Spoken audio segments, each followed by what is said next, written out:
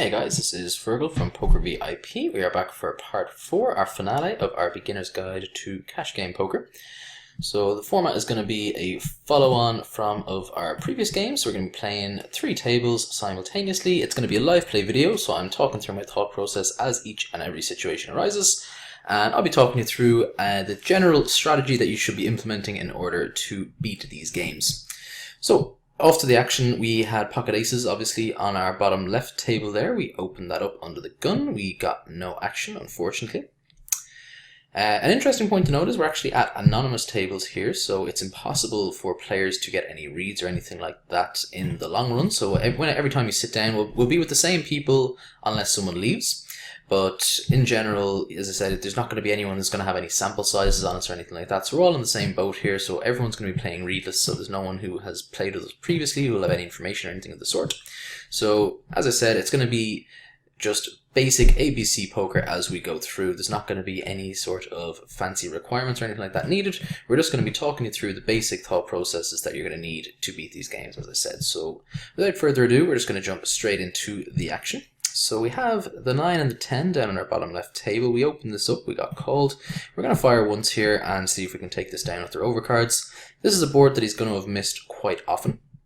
And there's also a decent number of cards that we can continue to barrel here. So the king is a great card for us to continue. So if he has any kind of pocket pair type hand, he's probably going to have to fold to this bet because we're going quite large. It looks like we're setting this up for a large triple 3-street bet. So it's going to put him under tons of pressure with a lot of his range. And he does call again, which is definitely concerning, but we're going to stick with our plan. We're going to go again, and we're going to go on the larger side and see if we can get this through. Just as I said, this king really shouldn't have connected with him too frequently at all, and it's going to, this 3 triple barrel is just going to put him under so much pressure with so much of his range that I think it's going to be a really profitable bet. So fingers crossed this gets through. It does indeed. So we're happy about that. Gets off to a good start. The 5 and the 6 we are just going to let go in the small blind when we are facing the big blind.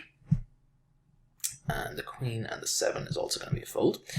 So just to clarify the site that we're playing on, same as previously, we have been playing on Betsafe Poker, so part of the microgaming network. From what I've seen, it is an extremely soft site and the rake is quite low in comparison to a lot of other sites. So if anyone has not checked it out, I would highly recommend it.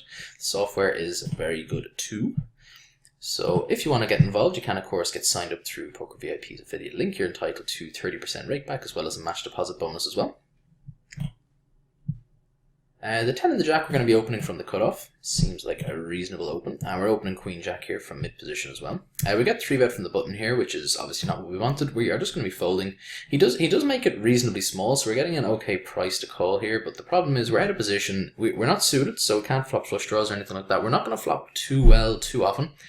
And he's going to be able to put us under a lot of pressure when we miss here, which we're going to miss the majority of the time. So I'm just going to let this one go and look for better spots.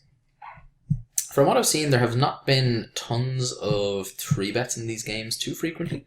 So as I said, we're generally, unless we have a reason not to, we're going to give a decent amount of credit when we do get 3-bet. So we're not going to be continuing light there. We're going to assume until we have a reason to believe otherwise, the people in general are going to be 3-betting with fairly strong value more often than anything else, and we're going to respond accordingly by tightening up our ranges to defend against those, basically.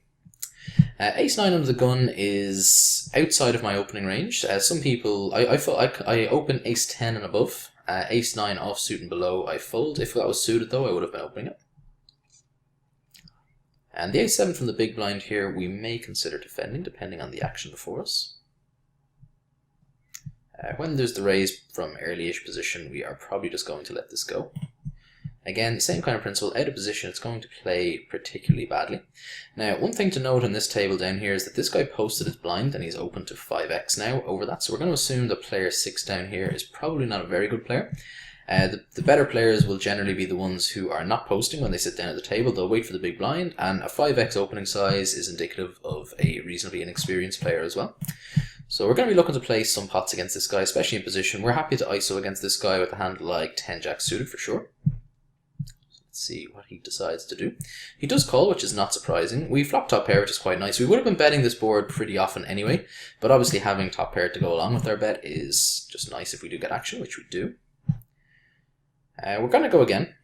I don't see any reason to slow down here. We still have the best hand here pretty often. The board is getting wetter and wetter. He can have like heart draws and stuff like that. He can have some worse 10x but not tons, and he can have some pocket pairs like pocket 7s, 8s, 9s that he may play this way that we want to get value from. So we're going to bet again, and we're probably going to check back rivers for the most part. Let me just have a think about this one to make sure that that is what we want to do. So if he has heart draws, obviously he is going to be folding no matter what we do. Or no matter what we bet. He's going to have some better 10x than us as well. He's going to have some worse pairs that we could get value from is the only issue. But I think we're going to check this back and hope that we win. He has pocket 4s, so he has the full house. So we save ourselves a little bit of money there. I feel he had an opportunity to make some more money there than had he played that a different way. So we'll count that one as money saved, not as money lost. That is usually the best, the way I like to look at these things. When we have a hand that we could have lost a lot more, if our opponent had taken a more aggressive line, when we don't, we take that as a win. Because if the roles were reversed and we had the pocket 4s in that hand, we would have won a lot more money. So that means if we kind of run those kind of same scenarios over and over again, we have an edge over our opponent there, and those are the kinds of spots that make the difference in your win rate, so we're happy about that. Ace Queen suited here, we're going to be 3-betting if the button or the small blind opens. So it's folded the small blind. Unfortunately, we get a walk, not what we wanted. But we have Ace Queen suited down in the bottom left table now as well, so we're going to be bringing that in. Pretty standard open from any position. The Queen and the 5 is going to be a fold. Especially when there's an open before us. Even if there hadn't been any action, we would still just be folding that hand. So we get called. We flop a flush draw, which is quite nice. We have 2 overcards and the nut flush draw, so we have a pretty strong equity hand here. We're going to be happy to put some more chips in, so we're going to bet 2/3 pot. We get called, which we don't hate. Now, it's a question whether we want to double barrel or whether we want to check back and realize our equity. Like when he check calls here, I don't think he's going to have many hands that he is going to be looking to fold on the turn, because this 6 has changed pretty much nothing. I think when he does check call, he's going to be fairly jack heavy. So I think we're going to check back here and look to realize our equity. And we don't improve, so we're just going to be folding now if he leads, which he does. And yeah, I think that's a pretty straightforward fold. Very occasionally we're getting bluffed there by some hands like worse flush draws and so on, but in general I think we are going to be behind there to a jack pretty frequently, so we're going to just let that one go. And as I said, being in position there allowed us to take that line where we were able to check back and realize our equity in that way. So we have pocket kings down here. We are going to be bringing this in for a raise. This player hasn't shown much propensity to folding just yet, so we're happy to have him at our tables for sure. This is a reasonably wet board, and as I said, this player doesn't seem like he's the folding sort, so if he has any piece of this board, I don't think he's folding, so we're just going to go on the large side here and look to play for stacks with this hand. It's not a great card. We do block King Queen, which is nice. He can have some hands like Jack Queen, 10 Queen, those types of hands, even Queen 9 maybe. So if he has us beat here, we are destined to lose the money, I think. I think not going for max value versus this player type is going to be a mistake. So we're going to call it off, and I mean, we're going to be behind sometimes, definitely. He has the Queen 9, he has the flush draw to go along with it though, and he binks the flush, so we get it in good shape. But we are, unfortunately, I mean, we're not in amazing shape, but we are in good shape, but he gets there on the river. So our intuition about this player is right though. He is taking some optimistic lines, shall we say. I mean, I don't think you can be calling large 3-bets like that pre-flop profitably. And I mean, he seems to be reasonably sticky then as well. I mean, obviously he flopped a very strong hand there anyway, and then the turn with the flush draw was just gravy for him. But as I said, I don't think we did anything wrong there, and his pre-flop call was probably a little bit too loose, but after that I think the hand was pretty straightforward. I think it kind of played itself. That's a really important thing as well, is just not to get caught up on those kinds of coolers. I mean, those situations are going to happen. You are going to get stacked in poker. It's an inevitability. You're not going to be able to play cash poker and not lose stacks from time to time. But once you're winning more stacks than you're losing, then, that's the main thing. So you just need to be able to deal with the bad and the good. So down a buy-in, which is not what we wanted, but we'll see if we can claw this back over the next 20 minutes or so. I am very optimistic that we will be able to get at least some of it back.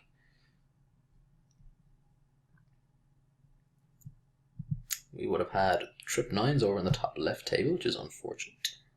I would have had trip 3s down here, so the moral of the story is we should just see as many boards as possible, I guess. We're going to use this hand as a 3-bet bluff on the button. We don't mind seeing flops in position. If this guy does decide to flat call, we're going to be able to exploit him a lot post flop, and we have the ace blocker to a lot of his strong ace x combos, which is a good thing. He shows the queen and the jack, and he lets it go. So we get one caller with the king 10 suited. The button is the person who's called, which isn't what we like, because we have to play out of position now against him. We block a decent amount of his jack x. We block like 10 jack, we block king jack, and that kind of thing. So we are going to go ahead and fire here. We have a decent number of good cards that we can continue to barrel on. Any club, any queen are all good cards for us. He calls, and he calls reasonably quickly.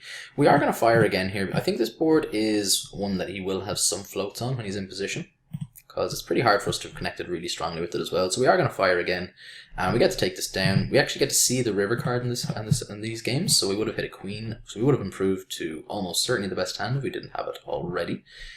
He might have had some floats like queen jack and that type of thing. So we would have had a hand that we would have been happy to bet again on the river. So unfortunately, we didn't get a little bit more action there given the run out, but we're not going to be results orientated in general. Taking that down without a fight on the turn is the best case scenario for sure. The 4-jack is obviously an easy fold. The pocket raise is not going to be a hand that we can continue with there too easily after that flop action.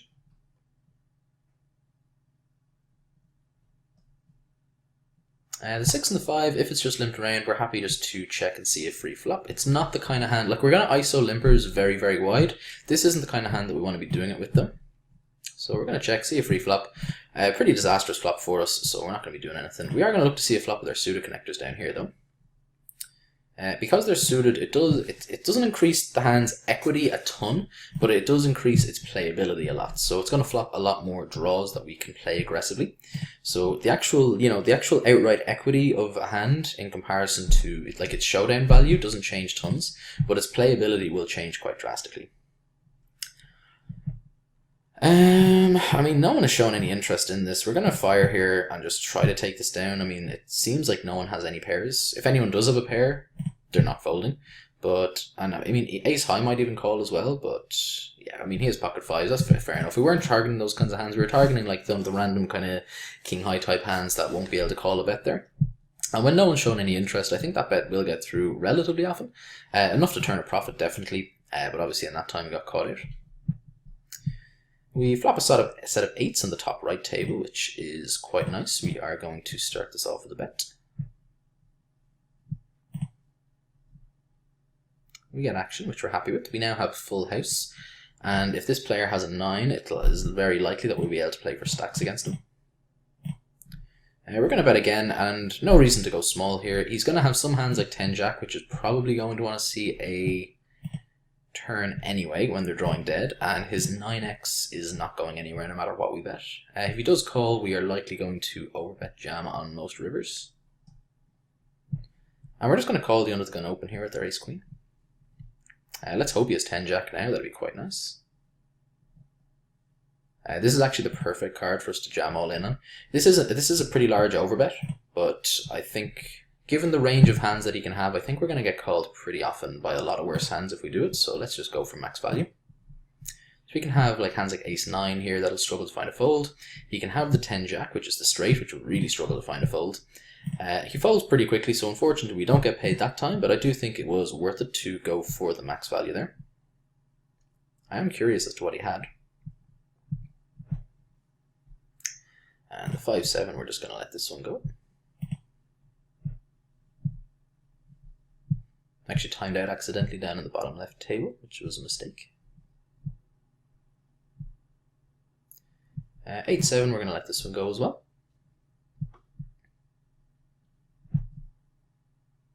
Queen 4, not much we can do. The ace-7 here, we will be opening from the button if it's folded to us, and if it was open before us, we would probably just let it go. Without any kind of reads, we don't have a great feel for how these tables are playing just yet, but people so far seem to be playing reasonably honestly. A7 isn't a horrible candidate to be using in position as a defend for our button, but I think we can pick better spots, so we're going to let that one go. We would have let that one go. We flop an open ender. We are going to start it off with a bet. it's a limp pot. They're going to whiff this board a decent chunk of the time. And if we take this down, we take it down when we only have 8 high, which is a good result for us. We do get called. This jack isn't a particularly good card for us. He's going to have some jack X, but not like tons. He will have some draws, but it's kind of hard for him to have that many. I think we're just going to check back here, try to realize our equity. I thought we had hit our straight there, but we had not. And we're going to use the king jack as a 3-bet bluff.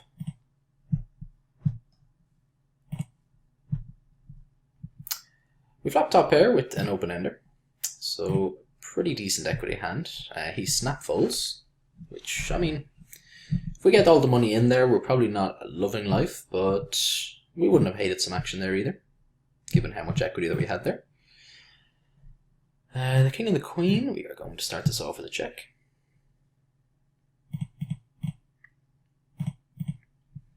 And we're going to ISO this limper here with the queen and the jack. So this is going to be a very heavy part of our strategy, is isolating people who limp, because we assume people who are open limping are probably not particularly good players, and we're going to be able to exploit them quite hard post-flop in a lot of situations. We're just going to be betting here, I think.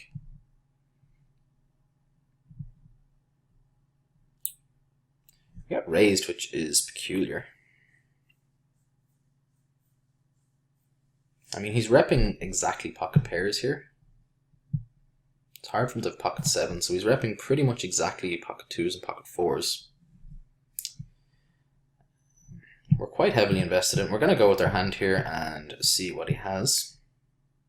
He has the king and the jack, so optimistic bluff, sir. Optimistic bluff. But we take that down and we get rewarded with our good call with a hand like pocket kings, which we like. And we have pocket queens elsewhere, so all sorts of good hands on the go. Second set, which is very nice, and we have an opponent who has shown a propensity to bluff at it, so we like that. Unfortunately, he folds.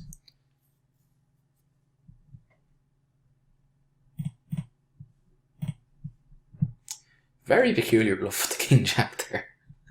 The more I think about it, the more crazy it is. Like, I mean, generally speaking, if you're going to be looking at bluffs, you want to be picking spots where, you know, your opponent hasn't shown too much strength, or, you know, you have just at least some equity in the hand. Like, that was just a stone cold 0 equity bluff, basically, which is just really not a good habit to be getting into.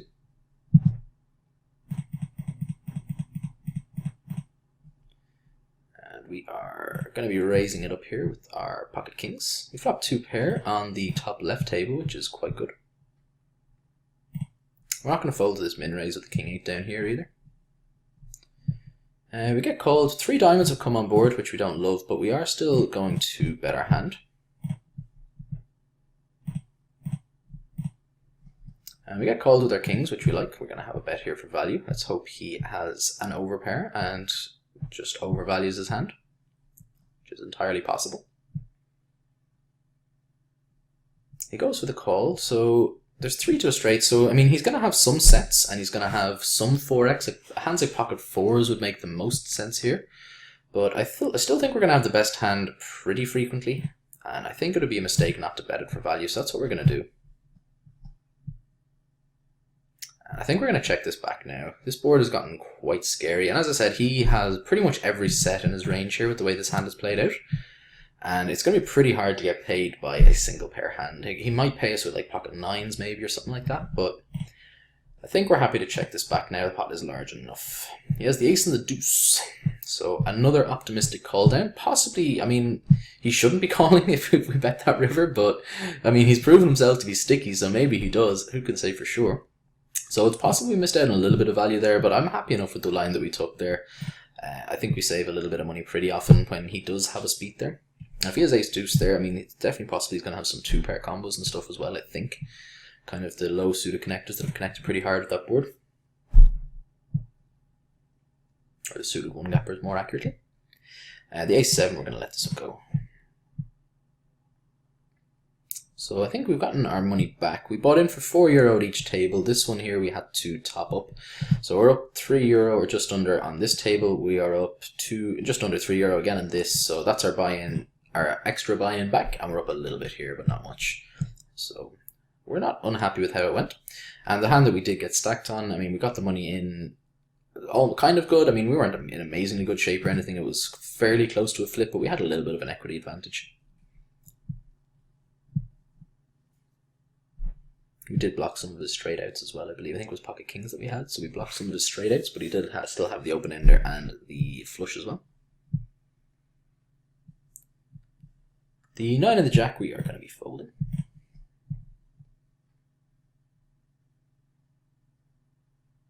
And the deuce 7, obviously, versus a raise. We're not going to be doing anything fancy with this.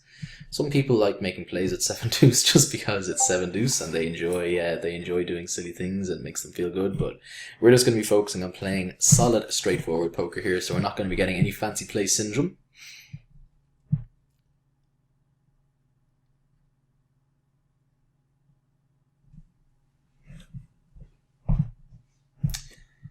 The 9 jack, I mean, I guess we call here. We're getting really good price. I don't love calling an early position open with this kind of hand, but when we're getting such a good price, because this guy posted and he folded, so there's an extra little bit of dead money out there, and we're getting like an insanely good price, so I think we have to call and see it flop there, and when we whiff, it's just a pretty straightforward check and fold.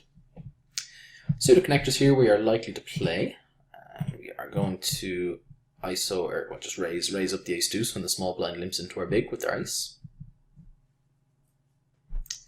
We're happy to see a multi-way pot here. Under the gun raised, we're not really going to be looking to 3-bet light the under the gun openers too often, but we're definitely happy to see a flop here with the multi-way action that's likely to come.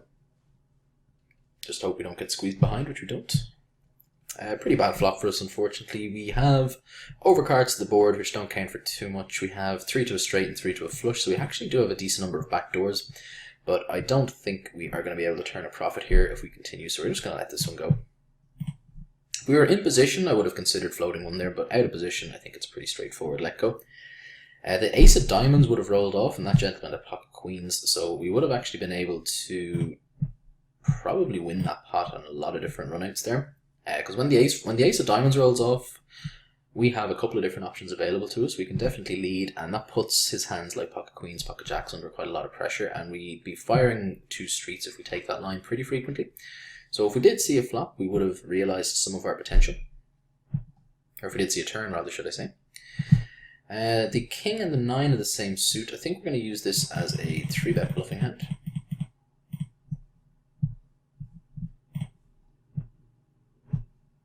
We get a caller. We don't flop particularly well. We do have 3 to a straight, so we have some backdoors, but I mean, that's not much.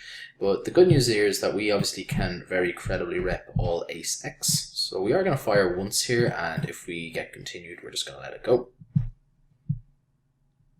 The king doesn't really change much. It's very unlikely. I mean, when he does call, he's going to have an ace very often, so I think the king doesn't really change anything. It gives us some equity where we can improve to 2 pair, but he doesn't let us realize it, so we're just going to check fold here.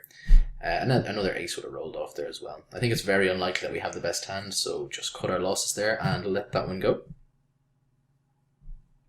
Generally speaking, when we're the aggressor there, after we're the person who's put in the 3-bet pre-flop, ace high boards are going to be very profitable overall to c-bet, because people are going to be very afraid that you have hands like ace king and ace queen and ace jack and so on, whereas their range is a little bit more capped. It's kind of harder for them to have the really strong ace X, but they are going to have a lot of other hands like, you know, pseudo connectors that they might overplay to calls with the free bets. They might set mine with pocket pairs in situations where they shouldn't.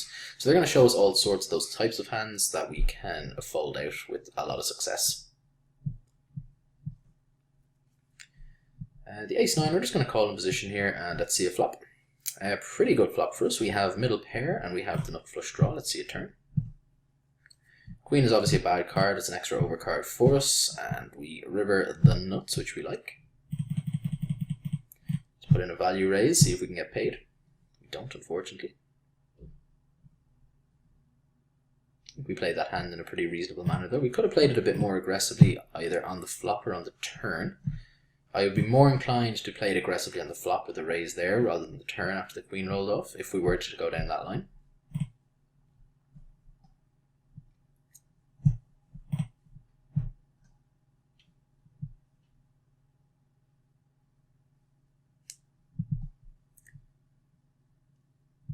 Pretty big pot brewing over here on the top left table.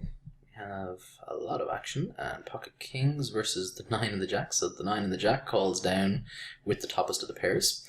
That's quite indicative of a lot of people's strategies in these games. A lot of people are incapable of folding like weakish top pair hand, and I mean honestly he probably shouldn't have even been involved with the jack 9 from that position anyway.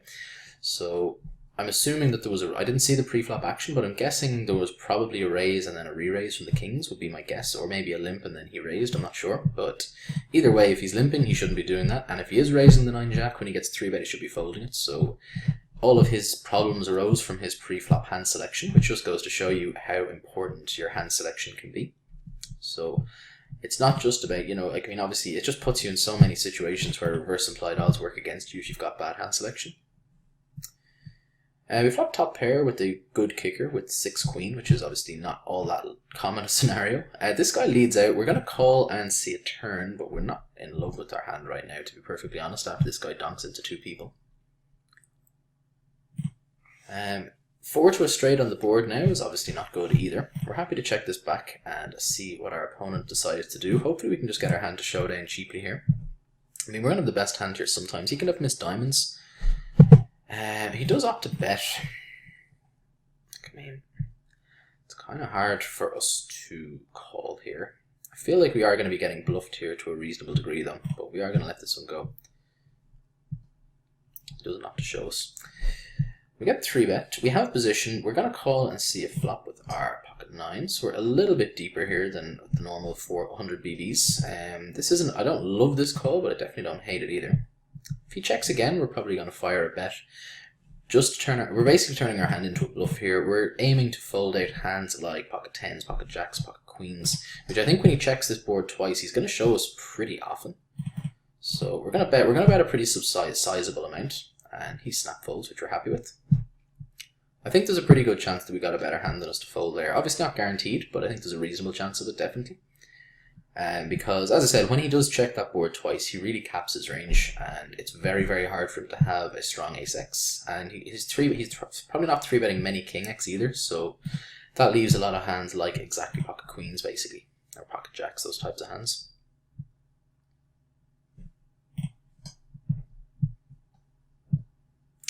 Pocket 8s here, we're just going to call the mid position open and look to see a flop. Hopefully we flop something fun.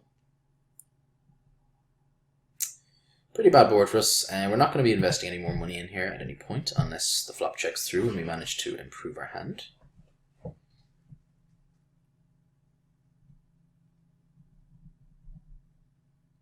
It's an interesting spot now. I mean, when it's been checked to us twice, I think what I'm going to do here is just fire a really, really small protection bet, because when it is checked to us twice, we are going to have the best hand here fairly frequently, I think, and we don't want to allow this many people to have a free chance to outdraw us. So we're putting in a small blocker bet basically to protect our hand just a little bit. There are some draws that we can get a little bit of value from, but that's not really what we're going for here. We're really just purely trying to protect just to fold out at least a couple of people that will have a random overcards that have a chance to hit. And when we don't improve, we're happy just to check this down. I think we're going to lose here like a reasonable percentage of the time, but as I said, our bet on that turn wasn't for value. We actually ended up getting a little bit of value there from a gut shot, so we're not upset about that. But as I said, we just didn't want to allow 3 of our opponents to have a free chance to hit an overcard, basically. So that was why we fired out that small bet. Just and we didn't need to go large to fulfill our purposes. There, we were able to get away with a very, very cheap raise. We get min raise back on. We're never folding to a min raise. We're not getting an amazingly good price here to set mine, but that's basically what we're doing here. This guy, no matter what he has, he should always be going a little bit larger, basically. This is one of the better flops for us, but we're still going to let this go because min raise 3-bets tend to be fairly nutted. It's people making mistakes with hand like aces. They think they're playing it really, really well because they're getting extra money in the pot, basically, which at that point they are, but what they're actually essentially doing is giving me a really, really cheap price to outdraw them, and their reverse implied odds are really, really bad in those spots because there's not many boards that I'm going to be giving them tons of action on, and when we do improve, we're going to be able to play for stacks pretty often against their kind of fairly strong range. So pocket 6s, we are going to ISO the button limper. This is a really bad board for us, so we're going to start this off with a check. Hopefully it just checks through. It does. We're going to keep checking. We're going to try to get this to showdown if we can. Somehow we are good on that run out, which is kind of perplexing. We are going to call and see a flop here with the ace and jack. I didn't realise this guy was as short stacked as he is. This call was probably a mistake. We can definitely just rip it in free, I think, with ace jack. We flop top pairs, so we're obviously calling. He has the ace 8, so he's drawing pretty much dead. And we hold.